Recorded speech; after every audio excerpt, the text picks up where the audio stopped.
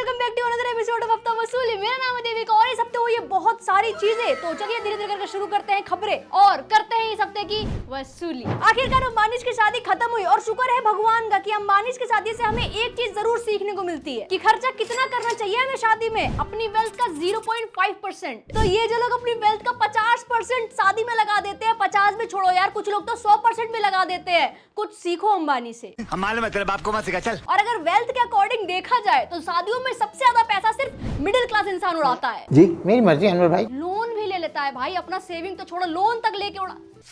बाकी इनविटेशन में क्रिएटर्स सबको भी बुलाया था। नहीं मैं नहीं गई क्योंकि यार टेलर स्विफ्ट को नहीं बुलाया था ना उन्होंने। क्या मतलब देविका तू झूठ बोल रही, तुझे कोई बच्चे के मुंडन में ना बुलाए? अबे ओ तुम जानते नहीं हो मुझे, अभी मुंडन में नहीं बुलाता कोई तो क्या हुआ, लंगड़ में तो बुलाते ही हैं। वेल ये तो है, इस शादी ने इंडिया का नाम पूरे वर्ल्ड स्टेज पे ला दिया। लास्ट टाइम कोई चीज था जो इंडिया का नाम ग्लोबल स्टेज पे लेके गया था, तो वो था हमारा डॉली चाय वाला। One shot, please. भैया ने एक बार बिल गेट्स को चाय क्या पिलाई, अब दुबई के शेखों को चाय पिला रहा है।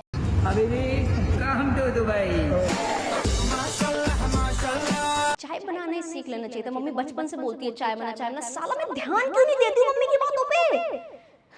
चलो दुबई जाके चाय बनाना वो तो ठीक है, अब इंडिया में यूट्यूबर्स इनका बायोपिक बनाते जा रहे हैं। भाई तरक्की हो तो ऐसी हो वरना ना हो। तरक्की से याद है कि भाई असली तरक्की तो अदनान शेख की हुई है, बिग बॉस में चले गए जो मन में होगा वो सच सच बोलोगे? Yes sir. Are you sure? Thank you. Yes sir. Thank you क्यों बोल रहा भैया? तो अंदर जाके क्या करेगा? अंदर तो अभी आपके सामने सीधा खड़ा रहे, कुछ हिल क्यों रहा है इतना तू?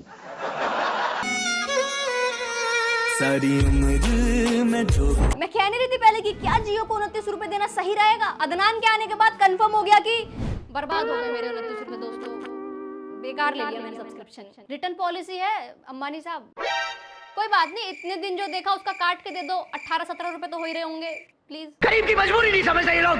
इंटरेस्टिंग चीज सुनने में आई है कि अदनान के बिग बॉस में आने के बाद सभी कंटेस्टेंट ने अपनी पेमेंट बढ़ाने की मांग की है। कहते हैं कि इसकी आवाज सुननी पड़ रही दिन भर, इसके एक्स्ट्रा चार्ज लगेंगे, हमसे नहीं हो पाएगा, पैसा बढ़ाओ वरना हम सब जाएंगे। गजब बेइज्जती है। और इसी चक्कर में बिग बॉस ने बाहर की वोटिंग भी बंद कर दी। वो नहीं चाहते कि वाइल्ड कार्ड आते ही टाटा बाय बाय हो जाए। क्या मतलब बिग बॉस को संदेह हो गया था कि अदनान के आते ही उसको फर्स्ट वीक में ऑडियंस बाहर निकलवा देगी, इसीलिए वोटिंग ही बंद कर दी। कहीं बिग बॉस अंतर्यामी तो नहीं है? आयरनी देखो यार तो बिग बॉस की, उसको अच्छे से पता है कि अगर वोटिंग होती तो सबसे पहले यही बंदा निकलता। बिग बॉस वो पहले वाला बिग बॉस नहीं रहा जहाँ कंटेस्टेंट खेलते थे, यहाँ बिग बॉस खुद ही खेल रहा है, मजे आ रहे हैं उसको, उसका जो मन कर रहा है वो वही कर रहा है, सारे रूल्स चेंज हो रहे हैं। लेकिन आपकी किस्मत अब फैन आर्मीज कंट्रोल नहीं कर पाएंगी, क्योंकि अब से इस घर का हर बड़ा डिसीजन नॉमिनेशन से लेकर एलिमिनेशन तक इस घर में ही होगा। रूमर्स आए कि बिग बॉस ने वोटिंग इसीलिए बंद करी क्योंकि वोटिंग फैंडम के बेस पे हो रहा था और कोई एक्चुअल इन गेम प्ले की वजह से नहीं, जैसे पहले एलिमिनेशन बड़ी वोटिंग के बेस पे होती थी। अब भाई मूड खराब करने के लिए अदनान कम था क्या कि अब बिग बॉस वालों ने वीकेंड के वॉर पे फैजू को बुला लिया है। खैर इसके बारे में बात करेंगे अगली वीडियो में। बिग बॉस से पायल दीदी बाहर हो गई है, हम सबको पता है, और बाहर आते जैसे उसने विशाल को डिफेम करने के सारे तरकीबें अपनाए, उसके बाद जो ट्रोलिंग हुई भैंस की, यहाँ क्या ट्रोलिंग हुई।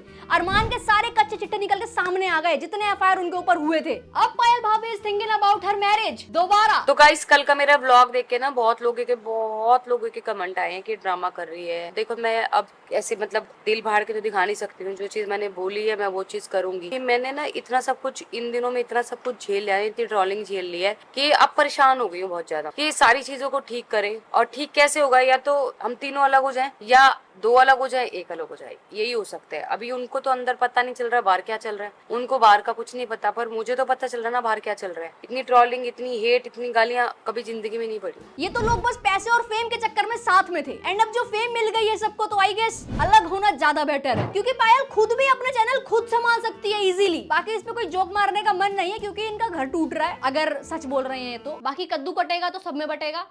डिवोर्स की बात हम कर ही रहे तो हमारे हार्दिक भैया और नताशा भाभी को कैसे भूल सकते हैं हम। तो भाई बहुत रूमर्स उठ रहे थे कि इनका डिवोर्स होने वाला है, और अब सामने से इन दोनों ने कंफर्म कर दिया कि हाँ हम लोग डिवोर्स ले रहे हैं, क्योंकि हमने बहुत कोशिश करी साथ रहने की पर हम रह नहीं पा रहे हैं और इसीलिए हम डिवोर्स ले रहे हैं। तो अब नताशा के पास अगस्त्या और 50,000 रुपए हैं, क्योंकि पांडे भैया ने अपना सारा पैसा अपनी मम्मी के नाम कर रखा है। मदर इज मोस्ट इम्पोर्टेंट यार, सब उनके नाम पे, from having a car to having a house to everything. Allah मेरा भरोसा नहीं, मैं मेरे नाम पे नहीं लूंगा, मतलब मेरे नाम पे मैं नहीं लूंगा, 50% किसी को देना नहीं है आगे जाके। हार्दिक भैया का ये साल पूरा रोलर कोस्टर जैसा रहा है। आईपीएल के दौरान इनको गालियां पड़ते रही, फिर वर्ल्ड कप जितवा दिया तो इनके लिए तालियां भी बज गई, तो थोड़ा बर्डन कम हुआ, और अब तो बीबी भी चली गई, मतलब और बर्डन कम हुआ। What? यही नतीजा होता है विदेशियों से शादी करने का। रिलेशनशिप की एक्सपायरी डेट बहुत कम होती है। इनके रिलेशनशिप से ज्यादा तो सेरेडॉन की एक्सपायरी डेट चल जाती है, जो कि अब हार्दिक भैया को जरूरत भी है सेरेडॉन की। फिर आगे बढ़ते हैं, रिसेंटली अभी कैरी और एजाज खान की भिड़ंत सी हुई। ये कैरी है, कैरी मेरे को रोस्ट किया था, सॉरी बोल दे मेरे फैन लोग। एक तो 2024 पता नहीं कैसा साल है, ना लफड़े खत्म हो रहे हैं ना अंबानियों की शादी नहीं हो रहे भाई, खत्म नहीं हो रहे। रोज रोज नए नए लफड़े देखने को मिल रहे हैं, हर तीसरे दिन अंबानियों के अलग अलग रस्म देखने को मिल रहे हैं। लोग अभी खुश हो रहे हैं कि फाइनली अंबानी की शादी खत्म हो गई। अभी तुम देखो तो सही कितने सारे रिसेप्शन रह रहे हैं। मैं तो थक गई भाई। वेल वापस आते हैं कैरी पे। एजाज भैया ने कैरी से सॉरी बुलवाया और ग्रेटफुली कैरी ने सॉरी बोल भी दिया कि भैया तुम खुश रहो यार, इतने बड़े हो गए हो, इतनी अक्ल नहीं तुम्हारे अंदर, छोटी छोटी चीजें दिल लेके बैठे, ऐसा मन में बोला कैरी ने, मुंह पे सॉरी बोल के आया करो। इससे हमें ये समझ में आता दोस्तों कि दीवार पे अपना सर नहीं मारना चाहिए। अब एजाज को लग रहा है कि वो राजा बन गया, और यही एजाज पहले ये सब बोलता था। कैरी मिनाटी, ये मेरे भाई, मेरे छोटे, ये मेरा बेटा कल से रो रहा है और मेरे को मालूम नहीं था। दा बेटा वो कौन सा दूसरा वो था, वो ठगेश जो रमजान के बारे में बोला ना, और मेरे को कैरी लगा वो भी तू ही है, लेकिन मेरा बेटा बताया कि पप्पा वो तो मैं तो उसका फैन हूँ। क्या बोलना चाहता है कैरी को? पप्पा को पता नहीं था कि कैरी मिनाटी कौन है। जानो लव यू। क्या बोल? तो बेसिकली एजाज भाई ये सब दोगलापन है। एजाज खान ऐसे ही अपने फ्री टाइम में सबको परेशान करते रहते हैं। इससे पहले उन्होंने कपिल शर्मा को भी किया था। एजाज भैया ने भी बॉडी तो बना ली पर सहन शक्ति बनाना भूल गए। एजाज भैया को गुस्सा बहुत आता है, इसलिए वो कन्फ्रंट करने चले जाते हैं। एक बार शीशे में देख करके खुद की हरकतों को भी कन्फ्रंट कर लेते तो ज्यादा बेहतर रहता। वेल कैरी के समर्थन में माइटी राजू भैया खड़े होते दिखाई दिए। आजाद भाई साहब ने कैरी मिनाटी से सॉरी बुलवाई है आमने सामने। मेरे साथ भी एक सीन हुआ था, पिछले 10 साल से किसी की हिम्मत नहीं हुई है कैरी को कुछ उल्टा बोलने की। रिसेंटली उसने मेरे ऊपर एक रोस्ट बनाया बिना मेरी परमिशन के, जो मेरे को पसंद नहीं आया। सोशल मीडिया पे उसने वीडियो डाली थी, जिसका रिप्लाई मैंने सोशल मीडिया पे ही दिया और रिक्वेस्ट ही करी कि भाई इसको हटा दो। जिस बात का कैरी ने मान रखा, सम्मान रखा और वीडियो हटा। कैरी मेरे छोटे भाई की तरह है, मेरे घर से 10 मिनट दूर रहता है। अगर आमने सामने चीजें करनी होती वो मैं भी कर सकता था, पर ये चीजें शोभा नहीं देती। रजत भैया आप तो रहने दो प्लीज, आमने सामने तो आप उस बच्चे के आ गए थे। अब ये ढोंग मत करो कि आपका हृदय परिवर्तन हो गया है। बैड बात। Be yourself. आप बस रेलेवेंट रहने के लिए इस लफड़े में घुस रहे हो बेकार में। अब कितना सही हो गया ना कि कोई ढंग का कंटेंट देने की जगह तुम इंटरनेट पर लड़ाई कर लो किसी से भी, और सोशल मीडिया को अपना ही एक ओपन बिग बॉस बना दो। नाइस आइडिया यार, पर मैं लड़ूं किससे? मैं तो रो देती हूँ। बाकी ये बड़ी बड़ी बॉडी वाले कंटेस्टेंट, इनको कोई एलिमिनेट भी नहीं कर सकता। खौफ रहेगा ना भाई कि अगर हमने कर दिया तो बाहर निकल कर मारेगा हमें।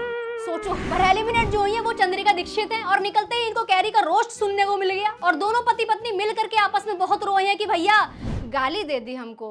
इट्स लाइक एजी कोई गाली दे रहा है, क्या बोल रहा है वही।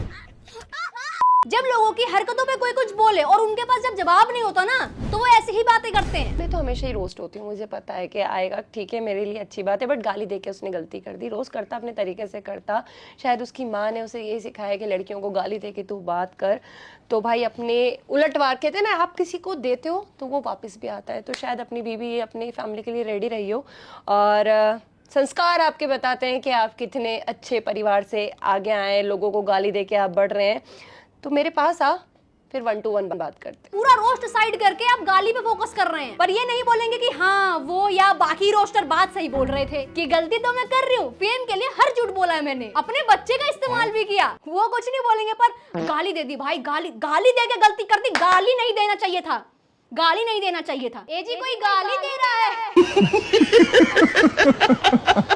जितना तुझे दिखाया तूने उतना बोला है, उस वे में उसने गालियां देके ना बहुत गलत किया। एक तो बिना जाने किसी को गालियां देना वो बहुत ज्यादा गलत है। ऐसे तो मैं भी इसको उसके बेस पे जज करके बहुत गंदी गंदी गालियां दे सकता हूँ। जहाँ पे इसको बोलना चाहिए था जिस पर्सन के सामने, वहाँ पे कुछ बोला नहीं, उसके सामने चुपचाप सॉरी बोल के आ चुका है। तो भाई मेरे सामने आएगा तो थोड़ा तब भी संभल के रही हो, यही बोलूंगा। हाँ, अब सामने बुला करके इनडायरेक्टली मारने की धमकी दे दी। हाँ भाई, गाली देना सही नहीं है पर मारना सही है। हिंदी की डिक्शनरी में दोगलापन का एग्जाम्पल इसको लिख देना चाहिए भाई। खैर इन पे ज्यादा बातें नहीं करते क्योंकि इन पे तो डेडिकेटेड वीडियो बनाने में ज्यादा मजा आता है। और हाँ, मैं ये नहीं कह रही कि गाली देना बहुत बढ़िया बात है, आप अपनी हरकतें भी तो देखो। वेल उर्वशी रौतेला की बाथरूम की प्राइवेट फुटेज लीक हुई है रिसेंटली, या फिर इंटरनेट पे कुछ लड़कियों के लिए गेट रेडी विद मी की वीडियो भी बोल सकते हैं। भाई लड़कियों को लड़के क्या बदनाम करेंगे, कुछ लड़कियों ने इंपोस्टर की जॉब खुद ही ले रखी है। हाँ पर लड़के भी दुष्ट कम थोड़ी ना है, कमेंट सेक्शन में लिंक मांग रहे हैं। तुम थोड़े से मेंटल हो क्या, थोड़े से संस्कार तो दियोगे ना घर वालों ने। इंडिया में लड़के जितनी मेहनत कमेंट सेक्शन में लिंक मांगने में करते हैं ना, अगर उतनी मेहनत ये पढ़ाई करने में कर दिए होते तो इंडिया असली में आज विश्वगुरु बन चुका होता। पर नहीं, हमको तो लिंक चाहिए, कमेंट सेक्शन में कमेंट करो लिंक,